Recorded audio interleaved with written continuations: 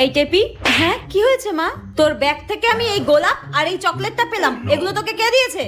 এগুলো মায়ের হাতে কি করছে? হ্যাঁ, কাল স্যার আমাদের এক্সাম নিয়েছিল আর আমি ওই এক্সামে খুব ভালো রেজাল্ট করেছি, তাই আমরা যারা যারা ভালো রেজাল্ট করেছি স্যার আমাদেরকে একটা করে গোলাপ ফুল আর একটা করে ক্যাডবেরি দিয়েছে মা। হ্যাঁ, তুই ভালো রেজাল্ট করেছিস বলে স্যার তোকে এই গোলাপ আর এই চকলেটটা দিয়েছে? হ্যাঁ, বাহ। ওই দেখ, বলতে না বলতে তোর স্যার ফোন করেছে। দাঁড়া দাঁড়া, ধরি ধরি। যেখানে বাঘের ভয় সেখানেই সন্ধ্যা হয়। স্যার ফোন করছে কেন? হে ভগবান বাঁচাও। হ্যাঁ স্যার বলুন। টেপি 2 সপ্তাহ ধরে পড়তে আসছে না কেন? টেপি 2 সপ্তাহ ধরে পড়তে যাচ্ছে না?